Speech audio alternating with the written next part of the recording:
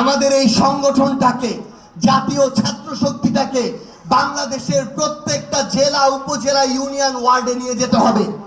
তারা জাতীয় নির্বাচনে ইঞ্জিনিয়ারিং করে, তারা ভোটটাকে পরিবর্তন করে, গণনায় ফলাফল পরিবর্তন করে তাদের জায়গা থেকে ক্ষমতায় গিয়েছে। স্থানীয় নির্বাচনে প্রত্যেকটা ভোট কেন্দ্রে যুব, ছাত্র, এনসিপি, শ্রমিকের শত শত নেতা কর্মী দিয়ে প্রত্যেকটা কেন্দ্রে এক একটা দুর্গ গড়ে তুলতে হবে। ভোট দেয়া থেকে শুরু করে ভোটের ফলাফল প্রকাশ হওয়া পর্যন্ত কেউ যদি ইঞ্জিনিয়ারিং এর চিন্তা করে, তাদের কর্মী থেকে নেতা পর্যন্ত সবাইকে ইঞ্জিনিয়ারিং এর সর্বশেষ ভবিষ্যৎ চোখে আঙুল দিয়ে দেখিয়ে দিতে হবে।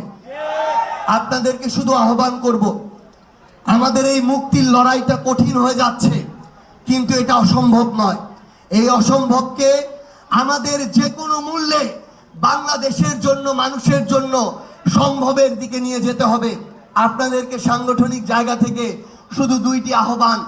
এক, এখান থেকে পুরো বাংলাদেশে ছড়িয়ে পড়ে আগামী 1 বছরে আমাদের একটাই লক্ষ্য হবে, বাংলাদেশের প্রত্যেকটা জেলা, উপজেলা, ইউনিয়ন এবং ওয়ার্ডে ভোট সেন্টার ভিত্তিক আমাদেরকে কমিটি গড়ে তুলতে হবে।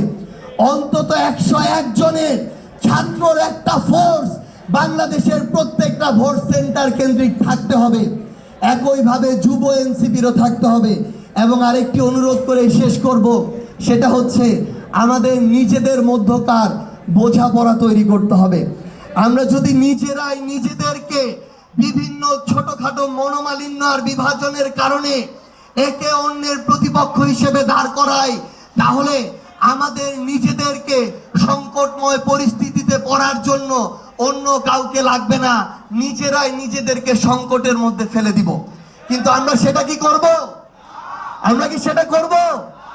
ছাত্র শক্তিকে আমাদের সুসংগঠিত করে বাংলাদেশের সবচেয়ে শক্তিশালী ছাত্র সংগঠন করতে হবে এবং বিগত সময়ের নোংরা ছাত্র রাজনীতির কালচারগুলো থেকে আমাদের মুক্ত হতে হবে।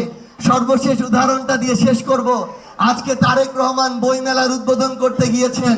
আমাদের ছাত্র দলের সভাপতি, দুঃসময়ের সহযোদ্ধা, তাদের ভাষ্যমতে আমাদের অভ্যুত্থানের একটা সেক্টরের তিনি কমান্ডার ছিলেন। আমাদের রাকিব ভাইকে দেখলাম আওয়ামী কালচারের মতো সে সময়ে ছাত্র রাজনীতি যেভাবে হয়েছিল, তিনি তারেক রহমানের গাড়ির পিছনে পিছনে দৌড়াচ্ছেন। এটা আমাদেরকে কষ্ট দেয়।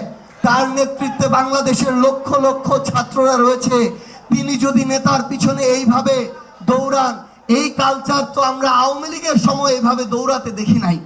তো আপনাদেরকে অনুরোধ করব, আপনারা ছাত্র রাজনীতির যে সংস্কৃতি, এই সংস্কৃতিতে বাংলাদেশের নতুন একটা স্ট্যান্ডার্ড তৈরি করবেন, যেটা দেখে আগামীর বাংলাদেশে ছাত্র রাজনীতির ভবিষ্যৎ তৈরি হবে। আপনাদের সবাইকে অসংখ্য ধন্যবাদ।